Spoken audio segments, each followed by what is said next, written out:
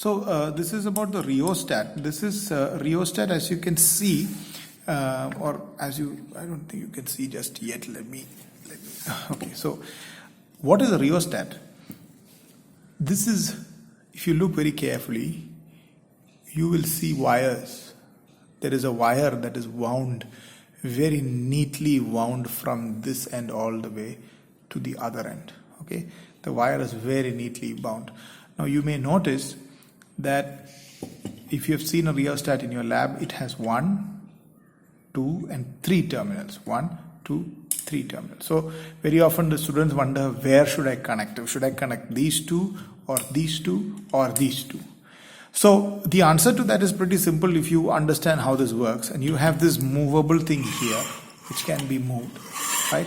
Now what's the use of a rheostat? This is a resistance only, but the primary use of a rheostat, say for instance in a circuit like this, is here you change the value of the rheostat and that changes the resistance in this overall circuit and therefore changes the current in the overall circuit. So this rheostat basically we use to choose what value of current you want flowing in the circuit, right? So that, later in the video I will show how it works. So when you can make small adjustments like this to adjust the value of, so as you move this, you will see in the ammeter the current will slowly adjust itself. So you want to move it this way, and if you want a specified value of current, say I want 0.58 ampere going through, you can do that. You connect this into the circuit as shown here, and then you can adjust this to get exactly the value that you want. So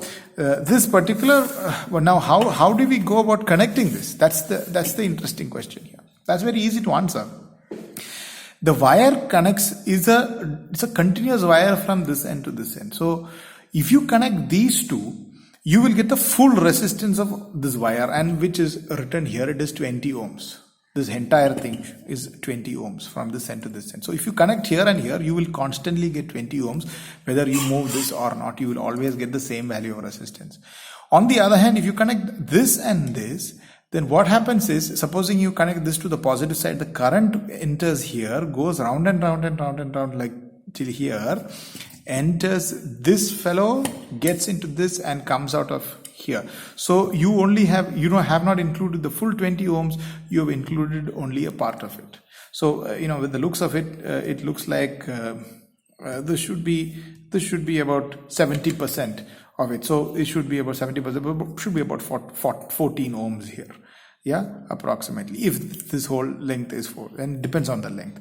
And so therefore, if you don't want zero resistance through this, just push it all the way here. So if you have connected here and here, then the current will enter. It won't enter these resistance wires at all. It jumps straight into this copper piece and comes out through this piece. This is supposed to have zero resistance, this one, and they are very, very good conductors.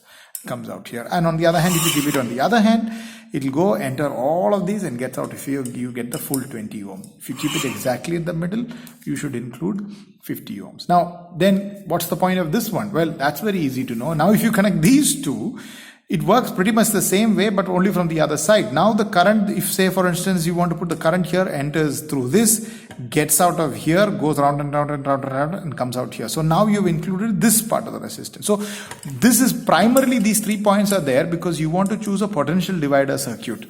You connect the main supply here and here, and this one from here and from the other side. So you can now choose what value of current you want on this side and this side.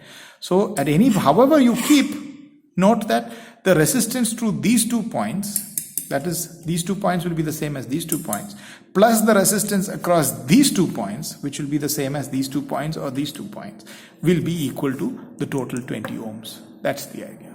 So that's how you connect. So you want to check your circuit, and you can choose this and this. I would always connect this and this, because then I'm only looking at this length to go this way. That's the idea. This is how a rheostat is connected. But mind you, for the exam, these rheostats will never be asked. At least in the ISC, I've never seen a rheostat being used in the ISC exam. But these are very, very helpful while doing experiments in the lab. And what is the use of it? It is primarily used to fix a value of current flowing in the circuit. That's what the rheostat is used for.